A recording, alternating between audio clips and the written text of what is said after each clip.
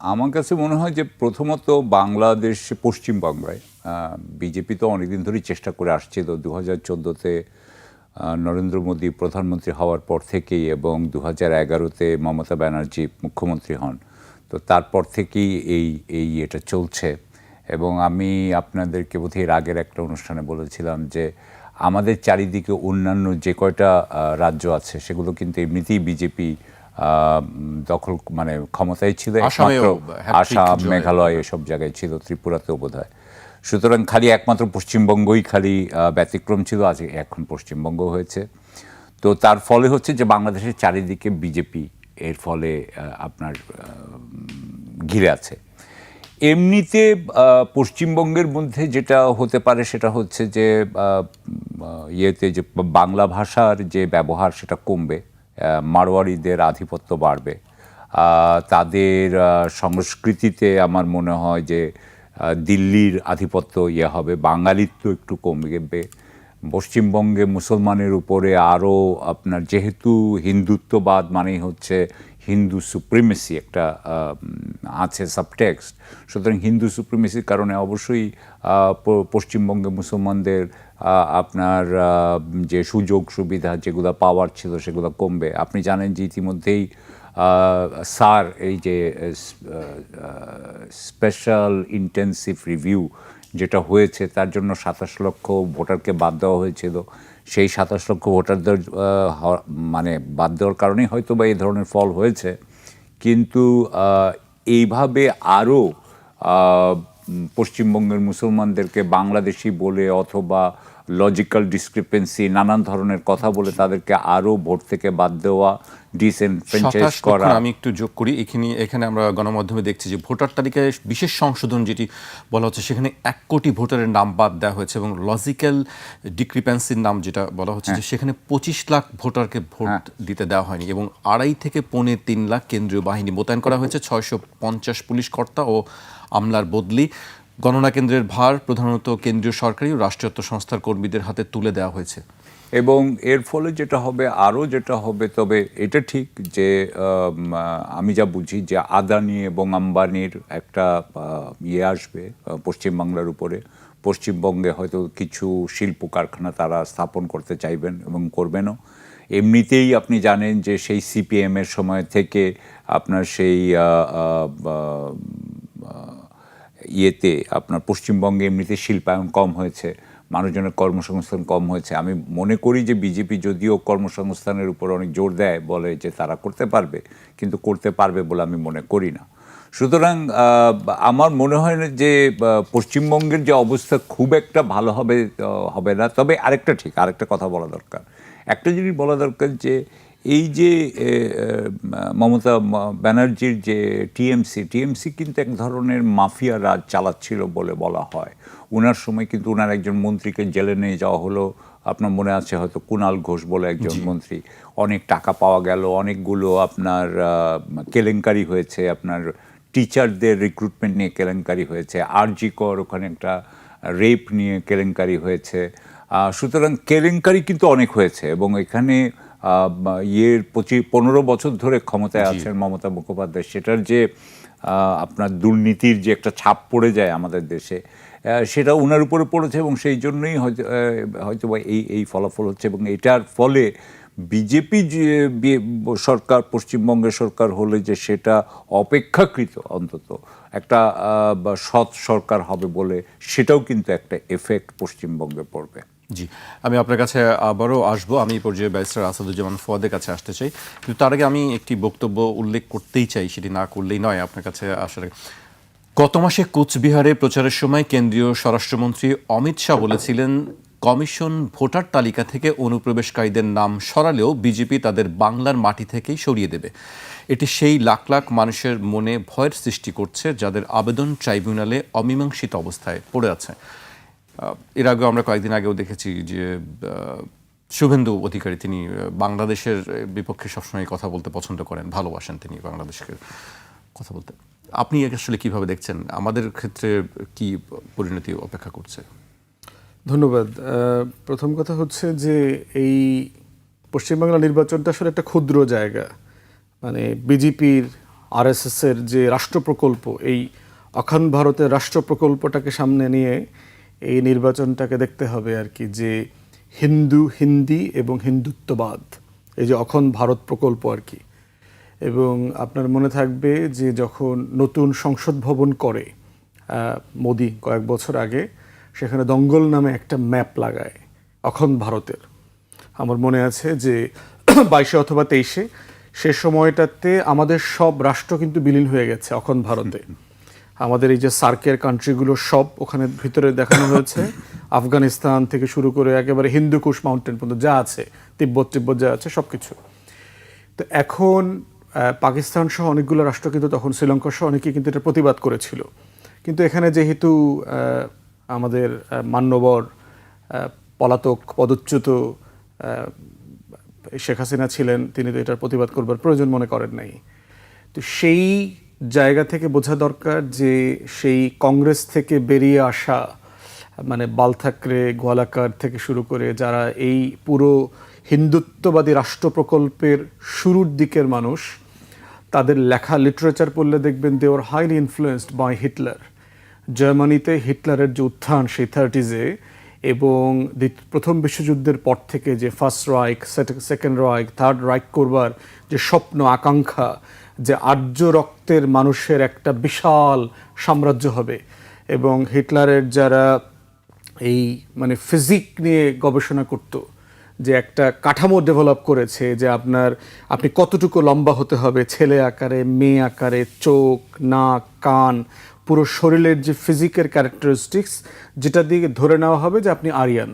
এবং আরিয়ান রেস হচ্ছে রাইখকে রুল করবার একমাত্র যোগ্য এন্টাইটলমেন্ট। যেভাবে ধরেন মানে আওয়ামী লীগ, শেখ হাসিনা, শেখ পরিবার মনে করে যে এই সোনার বাংলা শাসন করবার একমাত্র খোদা প্রদত্ত ঈশ্বর থেকে পাওয়া একমাত্র অধিকার হচ্ছে তাদের, যেটা তারা দেখিয়েছে আর কি। তো সেই রাইখের রেজিম দ্বারা কিন্তু সিরিয়াসলি তারা ইনফ্লুয়েন্স ছিলেন, এবং এই লিটারেচারগুলোতে প্রত্যেক জায়গাতে আসছে। তখন প্রচুর এই আরএসএস এর লোকজন আপনার ভিজিট করতে যেত। হিটলারের বাহিনীতে এই বিজেপির যে মাদার অর্গানাইজেশন, তাদের ভলান্টিয়াররা যেত এই রাইখে ট্রেনিং করবার জন্য, যুদ্ধ করবার জন্য, এবং তারা যুদ্ধ করেছে পুরো সময়টা জুড়ে। তারা হিটলারের বাহিনীতে যুদ্ধ করেছে, প্রচুর ইন্ডিয়ান এবং গ্রেট সোলজারদের নাম, হিটলার যাদেরকে পুরস্কার দিয়েছে, এরকম প্রচুর বাহিনী আছে। মহিলাদের বিখ্যাত কিছু ইন্ডিয়ান ভারতীয় মহিলা আছে যারা রাইখের হয়ে যুদ্ধ করেছে। এবং যেহেতু ব্রিটিশ কলোনি ছিল এটা, ব্রিটিশদের বিরুদ্ধে স্পাইংয়ে জার্মানি এই লোকগুলোকে কাজে লাগাইতো বিভিন্ন জায়গাতে, যে ইনফরমেশন গ্যাদার করা বিভিন্ন জায়গাতে। তো সেই যে প্রকল্পটা, এই প্রকল্পটা কি? এই প্রকল্পটা হচ্ছে যে জেমস মিলের যদি লেখা পড়েন, the history of India, Scottish scholar ছিলেন, সে মেনলি আমাদের এই ভারতবর্ষের হিস্ট্রিকে মোটা দাগে 3টা ভাগ বলেছে আর কি। একটাতে বলেছে হচ্ছে গোল্ডেন এজ। গোল্ডেন এজ কোনটা? এই যে মৌর্যর, অশোকরা যেদিন যশের সময়টাতে শাসন করতো হাজার হাজার বছর আগে, এইটা ছিল গোল্ডেন এজ। দ্বিতীয়ত হচ্ছে বারবারিয়ান বলেছে আর কি, মুসলমানরা যেই সময়টাতে শাসন করেছে, আপনার ধরেন সেই 800 বছর, 10th 11th সেঞ্চুরির পর থেকে শুরু করে এই 800 বছরকে বলেছে মধ্যযুগ, বর্বর যুগ, বারবারিয়ান টাইম বলেছে। থার্ড হচ্ছে রেনেসা বলেছে। সাদাদেরকে, নিজেদেরকে বলতেছে আমরা রেনেসা করেছি। ব্রিটিশরা আসছে, ইউরোপিয়ানরা আসছে, তাদের বুদ্ধি শুদ্ধি, পরামর্শ, লেখাপড়া, জ্ঞান চর্চার মধ্য দিয়ে তারা এই পতিত অবহেলিত হিন্দু জাতিকে আবার নতুন করে সভ্যতার আলো দেখিয়েছে। অতএব এইটা হচ্ছে তাদের আবার মুক্তির পথ।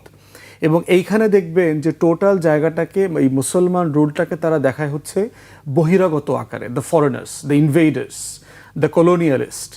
মানে যারা লিখছে এবং যারা পড়ছে তাদেরকে দেখানো হচ্ছে মাঝখানের সময়টা হচ্ছে সবচেয়ে বর্বর যুগ। ইয়েট রমিলা থাপারের লেখা যদি পড়েন, এখন জওহরলাল নেহরু ইউনিভার্সিটি টিচার, খুব ভেটারান প্রফেসর, সোয়াসের স্কলার ছিলেন, থাপার প্রমাণ করেছে ক্যাটাগরিকলি যে ভারতবর্ষের ইতিহাসের গোল্ডেন টাইম ছিল হইল মুসলমানদের সময়টা। লিটারেচার, জ্ঞান, বিজ্ঞান, সভ্যতা, আইন, কানুন সব কিছু। আপনি দেখেন আজকে দিল্লি মুসলমানরা 500-র উপরে বছর শাসন করেছে। দিল্লির পপুলেশন, মোগলরা যখন আসছে, মুসলমান পপুলেশন দিল্লিতে কোনোদিন 28% ক্রস করে নাই।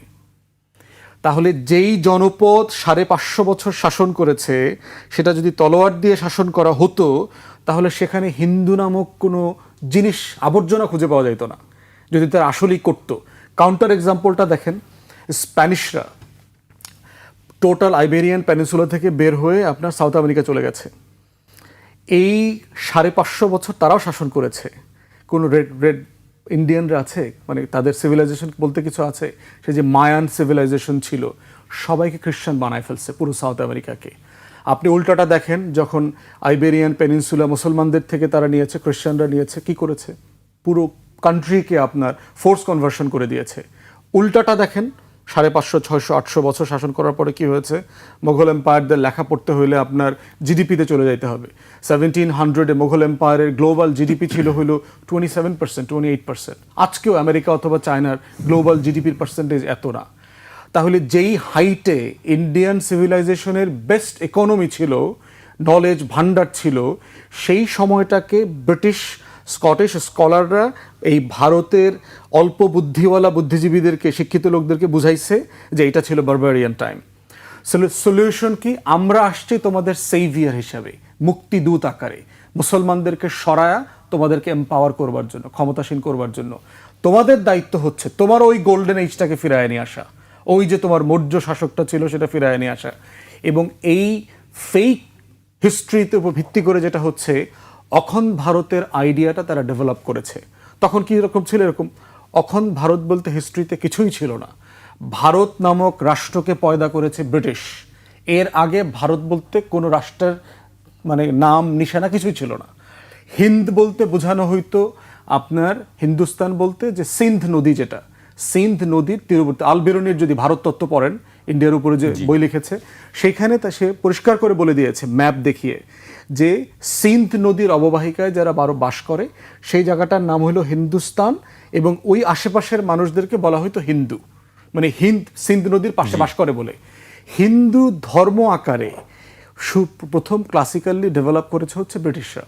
যখন আপনার তাকে এই দেশ গভর্ন করতে হয়েছে, কলোনির আমলে দেশ দখল করছে, এখন আপনাকে দেশ শাসন করতে হবে, তো আইন কানুন ডেভেলপ করতে হবে। ঠিক সেই জায়গাটাতে এসে মুসলমানদের মোহামেডান ল ডেভেলপ করছে তারা এখানে। তারপরে হচ্ছে আর হিন্দুদেরকে তারা একটা ফ্রেমে নিয়ে আসছে। হিন্দু কোনো ধর্মের নাম না, কখনো ছিল না ক্লাসিক্যালি। তাহলে অখণ্ড ভারত বলতেও কিছু ছিল না। ম্যাপ দেখবেন আপনি, 1000 বছরের ম্যাপ বের করে দেখেন, স্ক্যাটার্ড একটা জায়গা।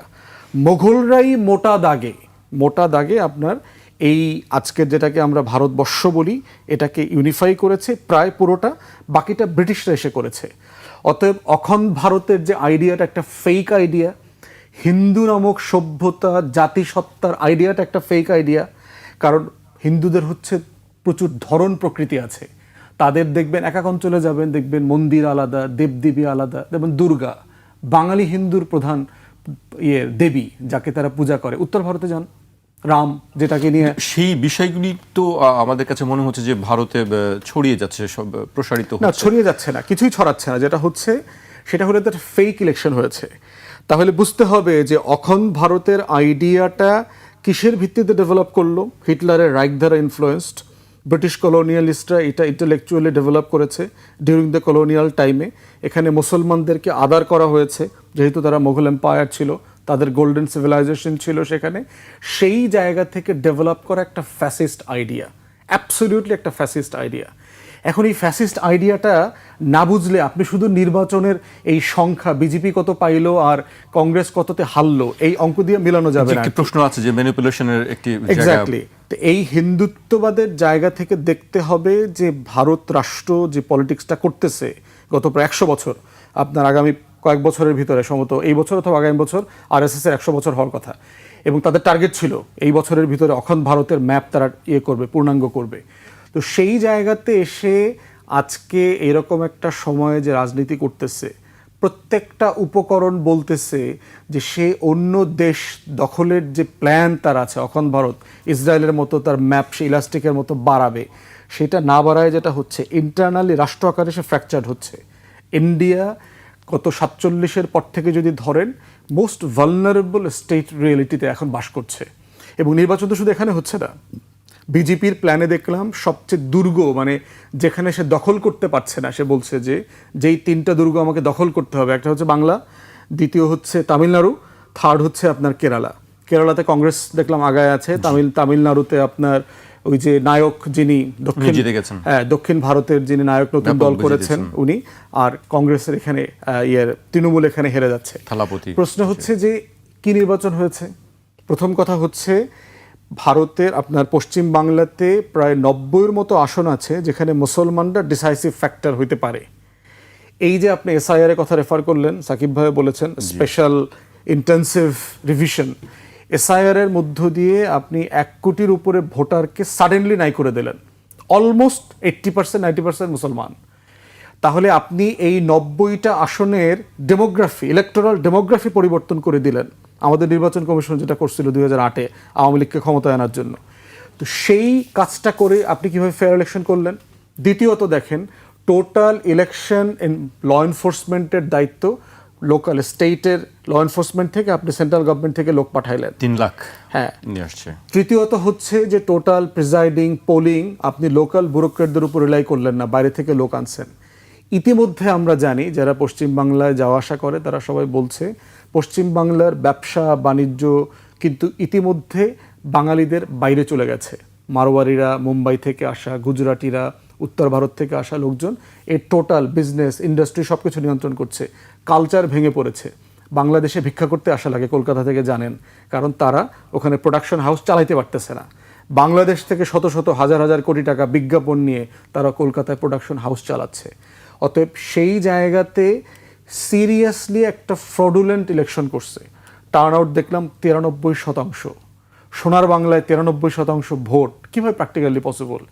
নদী, সাগর, তারপরে মানে রাস্তাঘাটের যে অবস্থা দুর্গম, আমাদের মতোই তো, মানে এরকম একটা জায়গায় 93% টার্ন আউট আপনি কিভাবে করেন? Practically impossible.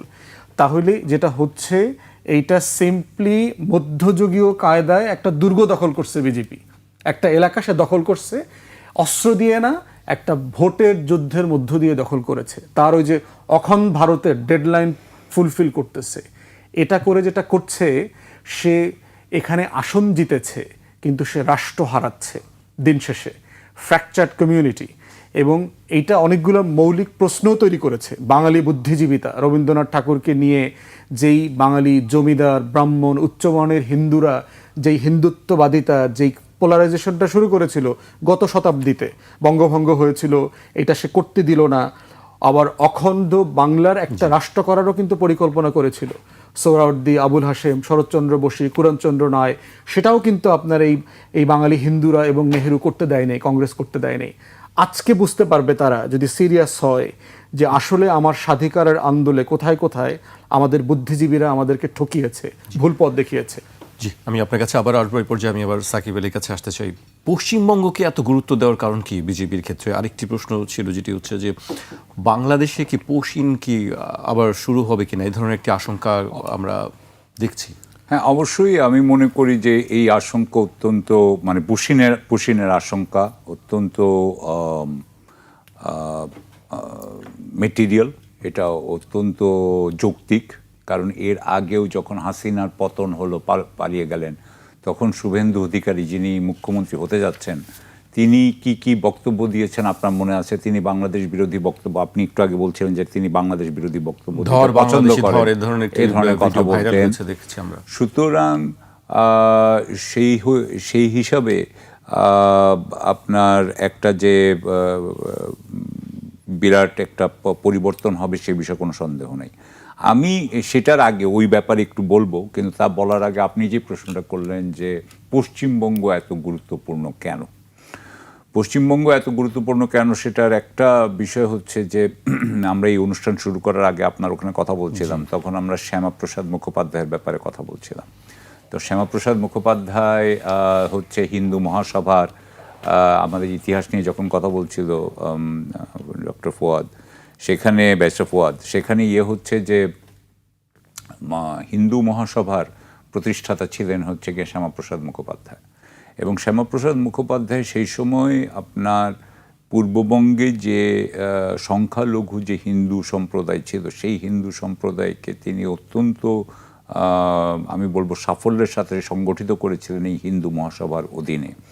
এবং কংগ্রেসেরও একটা বিরাট অংশকে তিনি, যদিও তিনি কংগ্রেসের মেম্বার ছিলেন না, কিন্তু তিনি কংগ্রেসেরও একটি বিরাট অংশকে সংগঠিত করেছিলেন। এবং একদিক দিয়ে একটু আগে যখন ফুয়াদ যখন কথা বলছিলেন ইয়ের জন্য, এই যে একটা নতুন আরেকটা স্বাধীন বাংলা তৈরি করার জন্য সোহরাওয়ার্দী এবং শরৎ বোসের যে কথা বলছিলেন, সেখানে এই শ্যামাপ্রসাদ মুখোপাধ্যায় ছিল এটার প্রধান বিরোধিতা করছিলেন, মানে পশ্চিমবঙ্গে। এবং তার কথা ছিল যে কোনো মতেই বাঙালি হিন্দুরা বাঙালি মুসলমানের ক্ষমতায় মানে অধীনে থাকবে না, কারণ তারা তখন ইতিমধ্যেই সমাজের মধ্যে তারা একটা আপনার অনেক উচ্চ স্থানে ছিল বাঙালি মুসলমানের তুলনায়, বাঙালি হিন্দুরা বিশেষ করে উচ্চ বর্ণের হিন্দুরা। এবং সেহেতু তারা সেই ধরেন 100 বছর ধরে তারা যেই আধিপত্য বিস্তার করেছিল বাংলায়, সেটা তারা রাতারাতি ছেড়ে দিতে রাজি না বেসিক্যালি। সো সেই এটা ইয়েরও একটা বোধহয় আমার ওনার নামটা এখন মনে আসছে না, বরিশালের ভদ্রলোক, হিস্ট্রির টিচার ছিলেন অক্সফোর্ডে, ওনার একটা বিখ্যাত বই আছে এবং সেই বইয়ে উনি এই এগুলো এই ডাইনামিক্সগুলো 47-এর আগে যে বাংলাদেশে আসলে যে আত্মঘাতী বাঙালি বাংলাদেশের হিন্দুরা যারা তখন ধরেন ভালো অবস্থায় আছে গ্রামে, তারা তখন কি বলছে যে মিয়ারা এসে আমাদেরকে এখন বলবে, এখানে এসে বসবে, চেয়ারে বসবে, এটা আমরা সহ্য করতে পারছি না। মানে এই ধরনের একটা কুসংস্কার বলেন বা এক ধরনের সামাজিক একটা সীমাবদ্ধতার মধ্যে তারা আটকে ছিলেন। তারা অনেকেই আসলে পূর্ববঙ্গ ত্যাগ করেছেন আর কোনো কারণে না, তারা যে খালি মুসলমানদের, বেঙ্গলি মুসলমানদের ক্ষমতার অধীনে তারা থাকবেন না, আর কিচ্ছু না। এবং তারা তার পরিবর্তে ওখানে যে ভিক্ষা করতে রাজি আছেন কিন্তু এখানে থাকবেন না। সো ওখানে এইরকম একটা নাম্বার ছিল। তো এই যে শ্যামাপ্রসাদ মুখোপাধ্যায়কে ধরে, শ্যামাপ্রসাদ মুখোপাধ্যায় যেই আপনার সাম্প্রদায়িকতার যেটা তুলেছিলেন, যেটা নিয়ে উনি জনসংঘ করেন 1951 সালে, এবং 51 সালের জনসংঘ যেটা করেন সেটাই বিজেপি, পরে বিজেপি হয়েছে। সুতরাং সেই অনুযায়ী তো বিজেপির প্রতিষ্ঠাতা, সাম্প্রদায়িকতার একজন প্রতিষ্ঠাতা হচ্ছে শ্যামাপ্রসাদ মুখোপাধ্যায়। তো সেই হিসাবে শ্যামাপ্রসাদ মুখোপাধ্যায়, তার বাবা আশুতোষ মুখোপাধ্যায়ের যে বিরাট যে সাংস্কৃতিক যে মূলধন, যে ক্যাপিটাল, সেটাকে ব্যবহার করে পশ্চিমবঙ্গকে উনাদের একটা ঘাঁটি করা, এটা তো বিজেপি চাইবেই। এবং যদি আপনি জানেন যে পশ্চিমবঙ্গকে যদি আপনি একবার ঘাঁটি করতে পারেন, তাহলে আপনি নর্থ ইস্টের অনেককেই আপনি ইনফ্লুয়েন্স করতে পারবেন, কারণ এটা কলকাতা থেকেই অনেকটা ত্রিপুরা, মেঘালয় সব জায়গায় হয়। সুতরাং আপনার এবং আসামে, সুতরাং সেটাও আরেকটা কারণ যে Paschimbanga is in a gateway, যদিও তারা আগেই গেটওয়ের বাকিগুলো পেয়ে গেছে, শেষ মেশ পশ্চিমবঙ্গ ছিল। সুতরাং সেই জন্য পশ্চিমবঙ্গ এবং পশ্চিমবঙ্গের আপনি যদি কালচারালি চিন্তা করেন, কালচারালি কিন্তু পশ্চিমবঙ্গের একটা গুরুত্ব আছে। আগে তো অনেক বেশি ছিল, এখন অনেক কম হয়েছে, কিন্তু তারপরেও আপনি যদি ধরেন যে দিল্লিতে যদি বাঙালিদের একটা বিরাট আপনার আছে, বসতি আছে আজকে প্রায় 100 বছর ধরে, যারা সরকারে চাকরি করতে এবং যারা আসলে জাতীয় রাষ্ট্রের সাথে সম্পূর্ণভাবে আপনার এক ধরনের স্ট্যাবলিশমেন্ট, একটা ডিপ স্টেট বলতে পারেন। সো একদিক দিয়ে তামিলনাড়ু যেমন বলছিল যে সাউথ যেমন ইম্পর্টেন্ট, ঠিক সেরকমভাবে ইস্ট যদি ইম্পর্টেন্ট ধরেন, মানে পূর্ব ভারতের প্রধান শহর কিন্তু আপনাকে ধরতে হবে পশ্চিমবাংলাকে, পূর্ব ভারতের। সেই হিসাবে তাদের পশ্চিম বাংলা খুবই ইম্পর্টেন্ট। আমি আরেকটা জিনিস মনে করি যে দুটো জিনিস নিয়ে আমি একটু কথা বলতে চাই এখানে, সেটা হচ্ছে যে এখন যেটা হতে যাবে সেটা হচ্ছে যে এখন তো পশ্চিমবঙ্গের যিনি সরকার থাকবে, সে কিন্তু বাংলাদেশের দিকে তার নজর থাকে বেশি। সুতরাং তারা আগে মমতা ব্যানার্জি যদি সব কিছু যখন দেখছিলেন এবং যখন ভারত থেকে, কেন্দ্র থেকে বাংলাদেশ বিরোধী কোনো বক্তব্য দেওয়া হতো, তখন কিন্তু মমতা ব্যানার্জি তার বিরুদ্ধে এক ধরনের একটা বাধা সৃষ্টি করতেন, এক ধরনের কাউন্টার ন্যারেটিভ মাঝে মধ্যে তিনি দিয়েছেন এবং মাঝে মধ্যে তিনি কথা বলেছেন। এখন যেটা হবে সেটা হচ্ছে যেই বাংলাদেশ বিরোধিতাটা আগে দিল্লি থেকে হচ্ছিল এবং দিল্লির থেকে যেটা পশ্চিমবঙ্গে আসছিল, এখন যেটা হবে সেটা হচ্ছে দিল্লির এই বাংলাদেশ বিরোধিতাটাকে পশ্চিমবঙ্গ আরও উস্কে দিবে। এটাকে কিছুদিন পরপরই তারা উস্কে দিবে, নিজেদের কারণে উস্কে দিবে, কারণ আপনি জানেন খুব ভালো করে যে আমাদের এখানে অ্যান্টি ইনকামবেন্সি আছে, আমাদের এখানে প্রতিটা দেশেরই কিন্তু আপনার সম্পদের স্বল্পতা আছে, দুর্নীতি হয়, নানান ধরনের সমস্যা প্রত্যেকটা আমাদের এখানে থাকে। সেই দুর্নীতি থেকে চোখ সরানোর জন্য বাংলাদেশ একটা আপনার স্কেপগোট হিসাবে এটা কাজ করবে। সুতরাং আমি মনে করি যে এখন শুভেন্দু অধিকারী এর আগে দেখেছেন, এখন হয়তো বলবে যে রংপুর দখল করা হবে, রংপুরের এরিয়া করা হবে, নানান ধরনের আপনার সেন্সেশনাল, বা আমি মনে করি অনেকটা অস্থিতিশীল, মানে পশ্চিমবাংলা বাংলাদেশের সাথে এক ধরনের অস্থিতিশীলতা করতে পারে, যাতে তার ফলে তাদের পক্ষে ওই পশ্চিম বাংলায় ক্ষমতা রাখা সুবিধা হয়। সুতরাং সেখানে আমার কথা হচ্ছে যে আগেও এখানে রয়ের ভূমিকা, তো ধরেন রয়ের ভূমিকা বাংলাদেশে যেটা হয় সেটা হচ্ছে দিল্লি থেকে হয়, কিন্তু এখন কিন্তু দেখা যাবে যে কলকাতা থেকেও এই ব্যাপারে ইনপুট দেওয়া হবে যে এটাকে এইভাবে ব্যবহার করো, এটাকে এইভাবে ব্যবহার করো। আপনি এটাও জানেন যে আওয়ামী লীগ ওখানে বসে আছে, আওয়ামী লীগের সব নেতারা এখন ওখানে আপনার কলকাতায়। সুতরাং তাদের সাথে নতুন যে সরকার, সেই সরকারের সাথে তারা কিন্তু ষড়যন্ত্রের আপনার আপনার সম্ভাবনা অনেক বেশি বেড়ে গেল, এবং এখন তারা আরও ভালোভাবে আপনার, আমার মনে হয় যে আওয়ামী লীগের যে সমস্ত নেতারা আছে তাদের বাংলাদেশ বিরোধী কার্যক্রম করতে তাদের জন্য আরও অনেক সুবিধা হবে। সো এইগুলো হচ্ছে গিয়ে আমার কাছে প্রধান মনে হয়। এবং আমি আপনাকে আরও একটা বলেই এখানে ফুয়াদের কাছে যাব, কারণ I am sure Fuad will like it too. 28শে ফেব্রুয়ারি ইরানের যুদ্ধ শুরু হয়। আমি সরি একটু ইরানের যুদ্ধটা আনছি, কিন্তু এটা পশ্চিম বাংলার সাথে সম্পর্ক আসছে। আমি সেটা হচ্ছে যে ইরানের যখন এই যুদ্ধ শুরু হয় 28শে ফেব্রুয়ারি, তার আগে 24 থেকে 26শে ফেব্রুয়ারি নরেন্দ্র মোদী ছিলেন ইসরায়েলে। সেই সময় তিনি কেনেসেটে বক্তৃতা দিয়েছেন। তিনি সেই সময় ক্যাবিনেটেরও সাথে বোধহয় মিটিংও হয়েছে, ইসরায়েলি ক্যাবিনেটের সাথে। সে সময় নেতানিয়াহু একটি ষড়মুখী হেক্সাগন অ্যালায়েন্সের কথা বলে। এই হেক্সাগন অ্যালায়েন্সের প্রধান পার্টনার, ইসরায়েলের প্রধান পার্টনার হচ্ছে, প্রধান অংশীদার হচ্ছে ভারত। তার সাথে হচ্ছে যে আর দুটো মুখ হচ্ছে গ্রিস এবং সাইপ্রাস, আর হচ্ছে আরব কতগুলো দেশ। আরব দেশের মধ্যে আছে ইউএই, বাহরাইন, মরক্কো। আফ্রিকাতে হচ্ছে দুটো দেশ, আফ্রিকাতে আছে আপনার ইজিপ্ট এবং ইথিওপিয়া। ইজিপ্টকেও তারা চিন্তা করে। এই হেক্সাগন অ্যালায়েন্স কিন্তু হচ্ছে গিয়ে অ্যান্টি ইরান, অ্যান্টি টার্কি এবং অ্যান্টি পাকিস্তান। যেহেতু ভারত ওখানে আছে, তার মানে এটা অ্যান্টি পাকিস্তান। সুতরাং হেক্সাগন অ্যালায়েন্স, আপনি জানেন যে শেখ হাসিনা যখন বাংলাদেশে প্রধানমন্ত্রী হিসেবে ছিল, তখন কিন্তু সে পেগাসাস টেকনোলজি এনেছিল আপনার ইসরায়েল থেকে। অর্থাৎ আমরা কিন্তু একই ধরনের একটা সিকিউরিটি স্ট্রাকচারের মধ্যে যাচ্ছিলাম।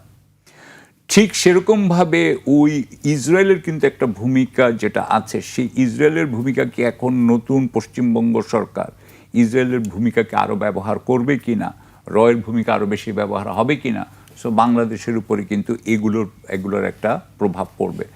বাংলাদেশের যে সরকার, বিএনপি সরকার, এ সমস্ত ব্যাপারে কতটুকু ওয়াকিবহাল, এবং তারা কিছুদিন আগে তো পররাষ্ট্রমন্ত্রী গেলেন দিল্লিতে, কিন্তু এসব বিষয়ে কোনো আলোচনা হয়েছে বলে আমরা জানতে পারি নাই। সুতরাং আমার মনে হয় কিছুদিন আগে আপনার চিফ হুইপ বলেছেন যে তিনি বাংলাদেশে পররাষ্ট্রমন্ত্রী কি বলেছেন তিনি জানতে চান। আমরাও জানতে চাই যে উনি এইসব ব্যাপারে কথা বলেছেন।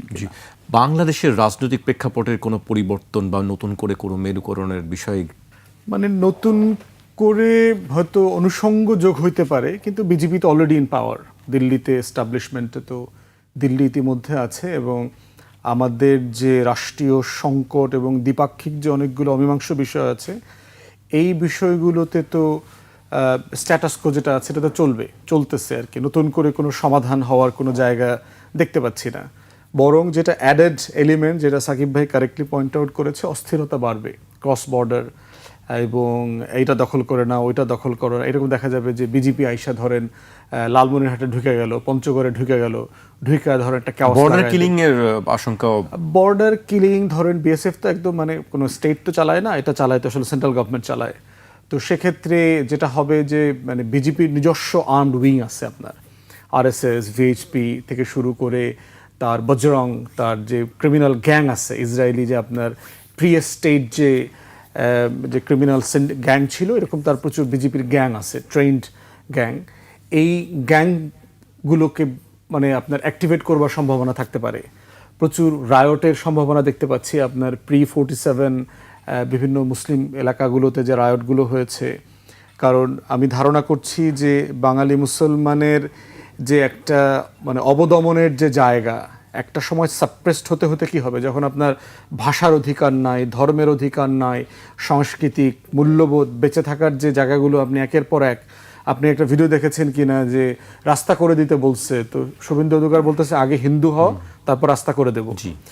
তো এই যে জায়গাগুলো, এইটা কিন্তু একটা সময় আপনার ভায়োলেন্ট রিয়াকশনের দিকে চলে যেতে পারে, এবং এমনও হতে পারে যে এই ভায়োলেন্ট রিয়াকশনগুলো জঙ্গি আকারে ইন্ডিয়ান এস্টাবলিশমেন্ট, পশ্চিমবাংলার এস্টাবলিশমেন্ট করবে।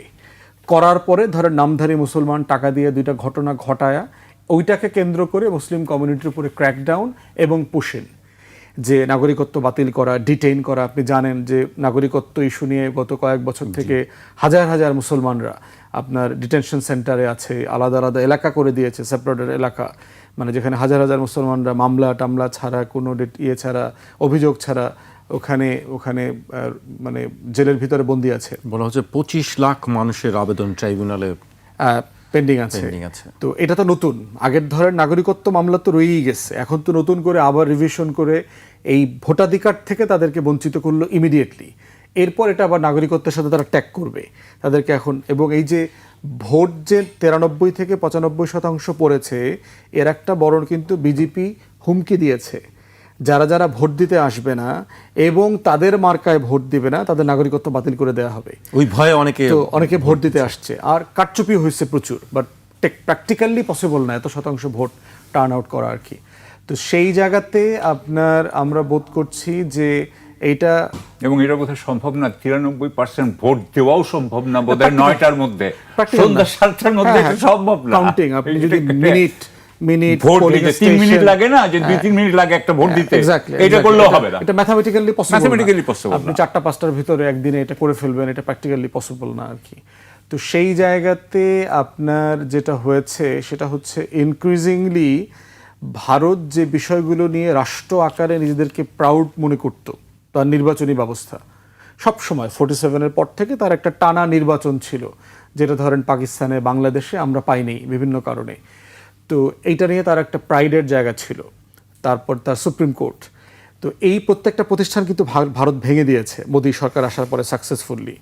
তো মোদী যেটা করতেছে, ভারত রাষ্ট্রকে ফ্র্যাকচার করে দিয়ে গেছে নেতানিয়াহুর মতো।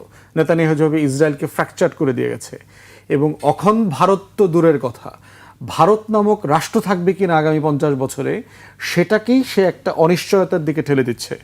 অতএব সেই জায়গাতে আমরা বোধ করছি যে বাঙালি হিসাবে ওই পারের বাঙালি যারা আছেন, আপনারা যদি ন্যায্য অধিকারের জন্য লড়েন, স্বাধিকার, আপনাদের জন্য আমাদের পক্ষ থেকে শুভকামনা থাকবে, এবং আমাদের পক্ষ থেকে যা যা সহযোগিতা দরকার বাংলাদেশিদের রাষ্ট্র আকারে তাদের সেটা করতে সহযোগিতা করা উচিত, কারণ আমাদের হিস্টোরিক্যাল সম্পর্ক আছে।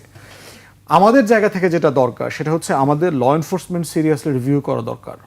আমাদের যারা গোয়েন্দা সংস্থাগুলো আছে, ডিজিএফআই, এনএসআই থেকে শুরু করে, প্রয়োজনে serious cross border counter intelligence তৈরি করা দরকার, যে এই বিজেপির ক্ষমতা আরোহণটা সীমান্তে, আসামে আমাদের জন্য কি কি ন্যাশনাল থ্রেট তৈরি করতেছে। ধরেন ফেন্সিডিলের ব্যবসা বাড়বে, ইয়াবার ক্রস বর্ডার বাড়বে, যদি বার্মা থেকে বেশি আসে এখান থেকেও আসবে, অস্ত্র, আওয়ামী লীগের এলিমেন্টটা আছে, আওয়ামী লীগ এখানে কোনো রকমের ওই কাদেরিয়া বাহিনী টাইপের সশস্ত্র গ্রুপ করে এখানে পুশিন করবে কিনা মারামারি করবার জন্য, যুদ্ধ করবার জন্য। তারপরে হচ্ছে ওখানকার বাঙালিদেরকে থাকার শর্ত দিতে পারে, আওয়ামী লীগের হয়ে এখানে যুদ্ধ করতে হবে, মারামারি করতে হবে, এরকম প্রচুর ক্যাওয়াস ক্রিয়েট করবার সুযোগ আছে তার। এই জায়গাগুলোতে আপনার আমাদের সভরেন্টি রক্ষা করবার জন্য আমাদের আলাদা স্পেশালিস্ট ইউনিট দরকার, এবং আমাদের ফরেন মিনিস্ট্রিতেও আলাদা ডেস্ক দরকার শুধুমাত্র এগুলোকে পার্টিকুলারলি অ্যাড্রেস করবার জন্য। রাষ্ট্র আকারে আমার ইনস্টিটিউশন যদি ফাংশনাল না হয়, এবং আমার বন্ধু বাড়ানো দরকার, কারণ আমার এই অখণ্ড ভারতের হিন্দুত্ববাদী যে সভরেন্টির ক্রাইসিস তৈরি করেছে, সেক্ষেত্রে আমার এই নেইবারহুডে এবং নেইবারহুডের বাইরে, ধরে নেপাল, চায়না, মালদ্বীপ, শ্রীলঙ্কা, পাকিস্তান, যত অ্যান্টি ইন্ডিয়ান কান্ট্রিজ এখানে আছে, আমাদের সবার এখানে ডিফেন্স অ্যালায়েন্স স্ট্রেংথেন করা দরকার আমাদের কালেকটিভ সিকিউরিটির জন্য। কারণ নিরাপত্তার সময় আপনার চেতনার পিল দিয়ে কিন্তু আপনি দেশ বাঁচাইতে পারবেন না। ওই চেতনার পিলের বাইরে আইসা খুব সিরিয়াস স্ট্র্যাটেজিক আপনার আমাদের ডিফেন্সিভ মেজার আমাদেরকে তৈরি করতে হবে। এবং অ্যাট এ টাইম আমরা এটা বারবার বলেছি যে আমাদের গণবাহিনী তৈরি করা দরকার। গণবাহিনী মানে জাসদেরটা বলতেছি না, বলতেছি যে আমাদের পৃথিবীর বহু দেশে আছে স্টেট সার্ভিস আছে, আপনি ন্যাশনাল সার্ভিস করবেন, 2 বছরের ট্রেনিং নিতে হবে প্রত্যেক নাগরিককে, আপনার 18 বছর থেকে শুরু করে 25, 30, 35 বছরের, যাদেরকে আপনি হরেক রকমের কাজে লাগাইতে পারবেন। যুদ্ধ একটা, কিন্তু এর আগে আপনার যত যে ফ্লাড ডিজাস্টার হয়, জলাবদ্ধতা হয়, আপনার বিভিন্ন ন্যাশনাল ক্রাইসিসে আপনার ভলান্টিয়ার লাগে, আপনি মানুষগুলোকে যে কোনো সময় ক্রাইসিসে কাজে লাগাতে পারবেন। অতএব টোটাল আমার সিকিউরিটি অ্যাপারেটাসকে ঢেলে সাজানো জরুরি। এবং দেখবেন গত কদিন আগে জঙ্গি নাটক যেখান থেকে শুরু হলো, আমাদের সম্মানিত সেনাপ্রধান জেনারেল ওয়াকার সাহেব এনডিসিতে একটা বক্তব্য দিয়েছেন বিমান বাহিনী নিয়ে, যে বিমান বাহিনীর মাল্টি রোল কমব্যাট এয়ারপ্লেন এরকম কিছু একটা সমত আছে, সাকিব ভাই ভালো বুঝবেন, যেটা আমাদের নাই।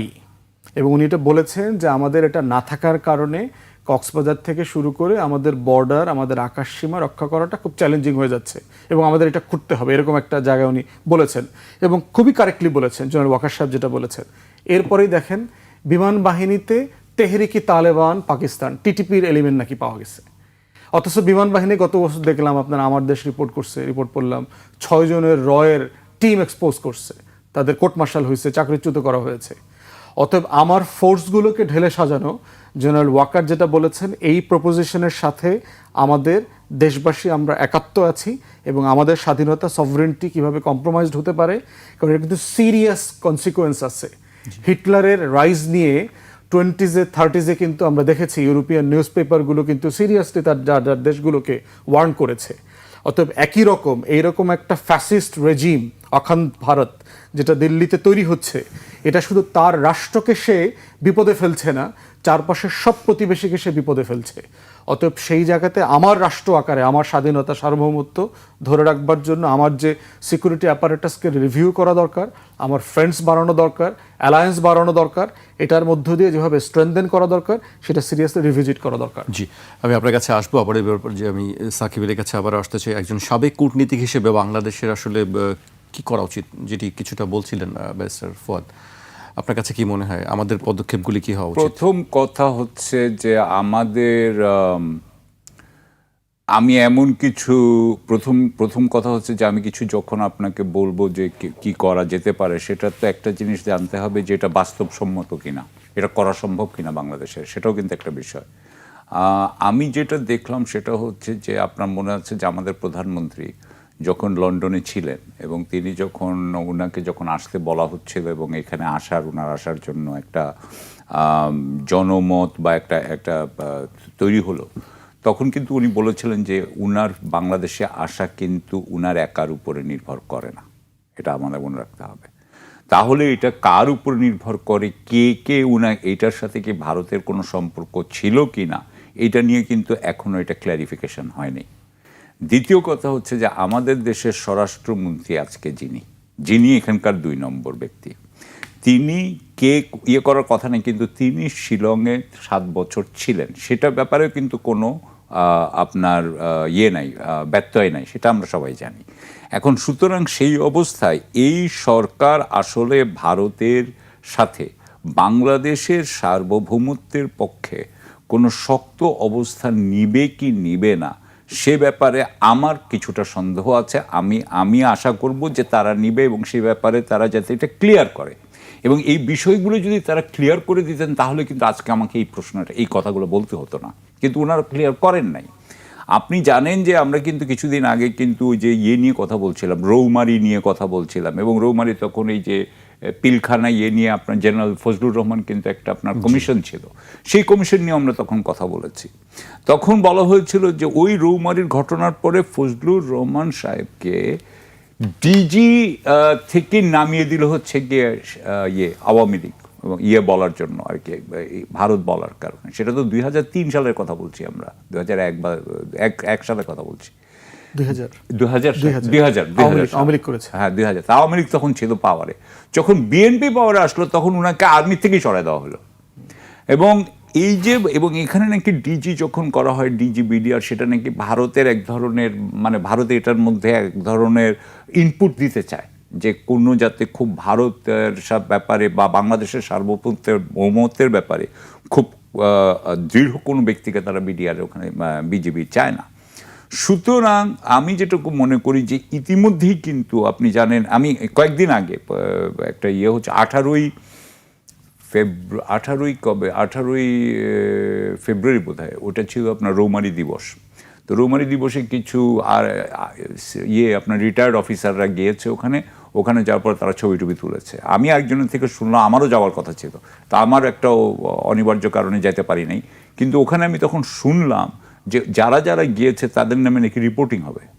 অর্থাৎ বাংলাদেশে এখনও আপনি রৌমারীর ব্যাপারে যে আর্মি অফিসারগুলো যাচ্ছে তাদের বিরুদ্ধে রিপোর্টিং হচ্ছে। তো একটু আগে জেনারেল ওয়াকার সম্পর্কে ব্যারিস্টার ফুয়াদ বেশ ভালোই কথা বললেন, কিন্তু আমার কথা হচ্ছে যে যদি আর্মি অফিসাররা যদি রৌমারীতে যাওয়ার মানে রৌমারীর ব্যাপার করার জন্য যদি তাদের নামে রিপোর্টিং হয়, তাহলে এটা জেনারেল ওয়াকার কোন পক্ষে আসলে কাজ করতেছেন? হ্যাঁ, সো আমি যেটা বলতে চাচ্ছি, এতগুলো কথা বলার কারণ হচ্ছে যে বাংলাদেশের যে ভিতরের যে অবস্থা, সেই অবস্থাটা খুব একটা আমার কাছে খুব শক্ত মনে হয় নাই, দৃঢ় মনে হয় নাই। আপনি হয়তো একটু পরে হয়তো যুক্তরাষ্ট্রের ওই সাথে যে আমাদের যে বাণিজ্য চুক্তি, সেখানেও আমি জাস্ট একটু এটা আসবো, বাট ওখানে একটা কথা বলে যে ওইখানে আপনি দেখেছেন যে ওই শর্তগুলো অত্যন্ত আপনার মানে সার্বভৌমত্ব বিরোধী, মানে সার্বভৌমত্বকে জলাঞ্জলি দিয়ে ওই সমস্ত শর্ততে আপনার এগ্রি করা হয়েছে। সেখানে বলা হয়েছে যে যারা নন মার্কেট ইকোনমি, মানে অর্থাৎ চীনের নাম উল্লেখ না করে বলা হচ্ছে যে চীনের সাথে সম্পর্ক রাখা যাবে না।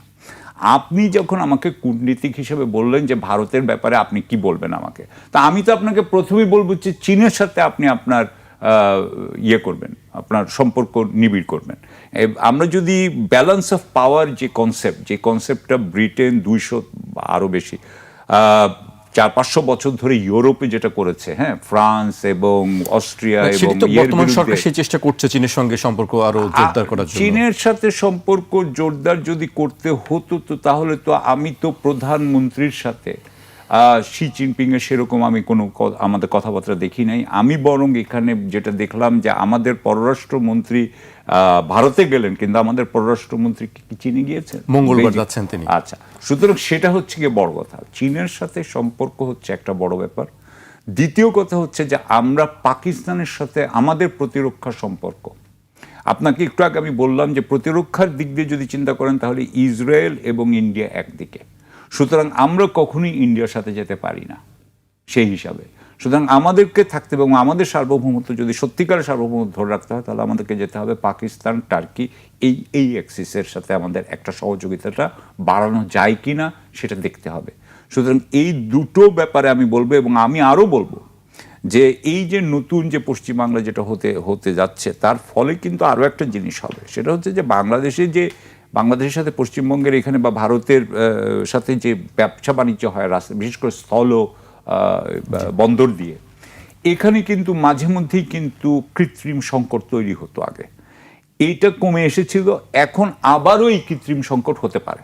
হ্যাঁ, কারণ আপনাকে আবারও বলছি যে এখানে অস্থিতিশীল করার যে চেষ্টা, যে রাজনীতিক যেই আপনার কৌশল এবং আপনার আমরা যে অ্যান্টি মুসলিম যে আপনার সেন্টিমেন্টস, সেসবের কারণে হতে পারে।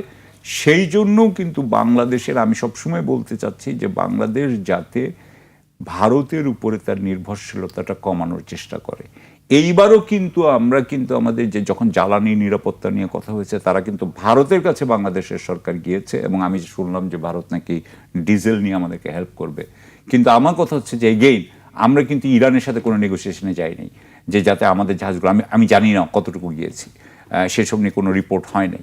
সো আমার কথা হচ্ছে যে আমাদের বাণিজ্যিকভাবেও আমাদের এই নির্ভরশীলতা কমানো। জি, আমি শেষ পর্যায়ে চলে আসছি। বাণিজ্য চুক্তির কথা বারবারই উঠছে এবং এটা নিয়ে বেশ আলোচনা চলছে, অনেকে পর্যালোচনা করছেন। একটি লেখা পড়ছিলাম, সেখানে কোনো আইনে বা চুক্তিতে ইংরেজি শ্যাল কথা থাকার অর্থ হচ্ছে এসব বিষয় পালন করা বাধ্যতামূলক। উইল লেখা থাকলে সেটা হবে ইচ্ছাধীন বিষয়। 32 পৃষ্ঠার এই চুক্তিতে শ্যাল কথাটি আছে মোট 179 বার, উইল 3 বার। এর মধ্যে বাংলাদেশ শ্যাল এসেছে 131 বার, আর উই শ্যাল আছে মাত্র 6 বার। ব্যারিস্টার আসাদুজ্জামান ফুয়াদ, এই চুক্তি নিয়ে আজকে হাইকোর্টে একটি রিটও হয়েছে, চুক্তির বৈধতা চ্যালেঞ্জ করে রিট করা হয়েছে। আপনার বক্তব্য জানতে চাই এই বিষয়ে। আসলে প্রথম কথা হচ্ছে যে তৃতীয় বিশ্বের দেশ হওয়ার অনেকগুলো অভিশাপ আছে আর কি।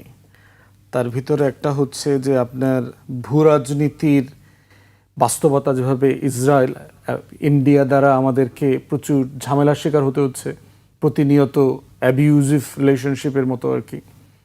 আমেরিকা এবং ইউরোপও তাই। আমেরিকা পার্টিকুলারলি বেশি ট্রাম্প অ্যাডমিনিস্ট্রেশন আসার কারণে যেটা হচ্ছে, এবং তার এই ট্যারিফ ওয়ার যেটা সে চাপিয়ে দিয়েছে, এটা দিয়ে আপাতত সে বোধ করছে যে তার প্রচুর রেভিনিউ আসতেছে। লাস্ট ব্রিফিংয়ে দেখলাম শত শত বিলিয়ন ডলার এখানে আসতেছে, এটা হচ্ছে সেটা হচ্ছে, কিন্তু তার না, যে এটা কিন্তু এখন ফেরত দিতে হবে।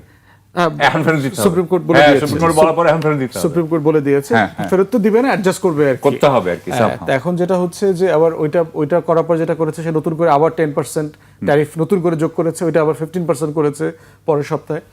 এখন প্রশ্ন হচ্ছে যে এই যে ট্যারিফ ওয়ারটা আমেরিকা শুরু করছে, এইটা লং রানে সাস্টেইনেবল না। আমেরিকার ইকোনমি তো অলরেডি একটা ডেড বেজ ইকোনমি, তার জিডিপির থেকে তার ঋণ অলমোস্ট ডাবল।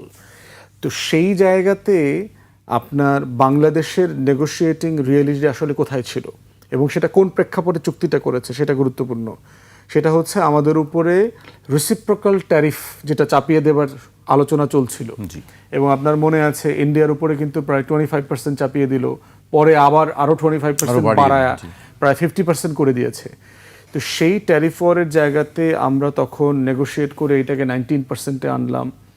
তো এর পাশাপাশি যেটা হচ্ছে, এই চুক্তিটা কন্টিনিউ চলতেছিল এবং সরকারের তরফ থেকে জানানো হয়েছে, বিএনপি জামাতকে নাকি ইনফর্ম করা হয়েছে এটা সম্পর্কে। জামাত যদিও অফিসিয়ালি খুব সিরিয়াসলি না, হালকা করে বলেছে না আমি তো তেমন কিছু জানতাম না, আমাদেরকে জানানো হয়নি আর কি। তো বিএনপি কিছু বলে না এখন পর্যন্ত। এবং আবার দেখলাম যে বোয়িং এর ব্যাপারে কিন্তু দেখবেন এই চুক্তিতে যেটা আছে, বোয়িং কেনার কিন্তু এগ্রিমেন্ট করে ফেলছে। এর মানে হচ্ছে যেই চুক্তিটা নিয়ে এত সমালোচনা হচ্ছে, সেই চুক্তিটা কোনো ফর্মে পার্লামেন্টে অথবা পার্লামেন্টের কমিটিতে রিভিউ না করেই আপনি বাস্তবায়নের ভিতর অলরেডি ঢুকে গেছেন। আমি শুরু থেকে গত 1-1.5 মাস আগে থেকে বলছি যে এইটা একটা ক্রস পার্টি আপনার পার্লামেন্টারি গ্রুপ করে দেওয়া দরকার, গ্রুপ করে কমিটি করে এটাকে রিভিউ করার জন্য জরুরি হইতে রিভিউ করা দরকার। তো এখন সেই জায়গায় ক্ষমতার কাঠামোতে মানে ইন্টারিম অ্যাডমিনিস্ট্রেশনকে কি করতে হয়েছে যে আপনি একটা ইন্ডিয়া ব্যাকড একটা সরকারকে পদচ্যুত করা হয়েছে, তাহলে আপনি ডিপ্লোম্যাসির জায়গা থেকে কি করতে হয়েছে, আপনার তো আরেকটা ক্ষমতার কাছে আশ্রয় নিতে হয়েছে রাষ্ট্রের, যেটা আমি বুঝতে পারছি। সো পশ্চিমাদের কাছ থেকে এই বিকল্প আশ্রয়ের জায়গাটাতে আমেরিকা এরকম একটা চুক্তি চাপিয়ে দিয়েছে বলে আমি মনে করছি। তো সেই জায়গাতে আবার প্রভিশন আছে, কিন্তু 60 দিনের নোটিশ দিয়ে চুক্তি যে কোনো পক্ষ বাতিল করতে পারবে। তাহলে আমার মনে হয় যেহেতু একটা ওয়েস্টার্ন ওয়ার্ল্ডের সাথে আমরা ডিল করছি, আমাদের যে কোনো সময় নোটিশ দিয়ে এগ্রিমেন্ট ওপেন করার সুযোগ আছে। কোথায় কোথায় আগে আমাদের ভিতরে আলোচনাটা হওয়া দরকার যে কোন কোন সেকশন আমরা ওপেন করব। কিছু কিছু সেকশন তো আবার অলরেডি বাস্তবায়নে চলে গেছে, কোন কোন সেকশন ওপেন করব এবং কি ফর্মে ওপেন করব, এবং সেক্ষেত্রে আগে যারা এই চুক্তি নেগোশিয়েট করেছেন যেই টিম, তাদের সাথে বর্তমান সরকারের বাণিজ্য মন্ত্রণালয়ের সিরিয়াসলি বসা দরকার, কারণ তারাই তো আগের মিটিংগুলো করেছেন। কি কি জায়গাতে এখানে আপনার এজ আছে, মানে কোন জায়গাগুলোতে আপনি বিপদে পড়তে পারেন, এটাও মাথায় রাখতে হবে। ট্রাম্পের মতো একটা পাগল কিন্তু হোয়াইট হাউসে বসে আছে। এখন অনেক দেশ কিন্তু যেটা করছে, ইউরোপ এবং আমি মানে দক্ষিণ আমেরিকার দেশগুলো দেখলাম, তারা কেউ এই চাপিয়ে দেওয়া ট্যারিফ নিয়ে এখন রিনেগোশিয়েট করছে না। তারা ওয়েট করছে, ট্রাম্পের টেনিও শেষ হয়ে যাবে 2 বছর, ডেমোক্রেটদের সাথে তারা যোগাযোগ করতেছে, কারণ ইনএভিটেবলি কংগ্রেসে আপনার মিড টার্মের ইলেকশনে ডেমোক্রেটরা কংগ্রেসের দখল নিয়ে নিবে, তার 2 বছর পরের নির্বাচনে ট্রাম্প তো আর তার নাই, তার টেনিওর শেষ হয়ে যাবে, তখন তারা এই চুক্তিটা আবার রিনেগোশিয়েট করবে সব জায়গাতে। এখন আমাদেরকেও কৌশলগতভাবে দেখতে হবে যে আমাদের উপরে অন্যায়টা চাপিয়ে দেওয়া হয়েছে, কিন্তু ট্রাম্প অ্যাডমিনিস্ট্রেশনের সাথে এই চুক্তিটা এখন ওপেন করাটা আমাদের জন্য সেন্সিবল হবে কিনা। পাগল তো ধরেন আবার বলো যে না ঠিক আছে এটা ওপেন করার চিঠি দিছে, ওর উপর আরও 20% দিয়ে দেয়, ওর কোনো জিনিসই নিব না, ওর মানে ওর গুডস প্রোডাক্ট সব কিছু বাদ দিয়ে দিব। ট্রাম্পের মতো একটা পাগল ডিল করতে হচ্ছে।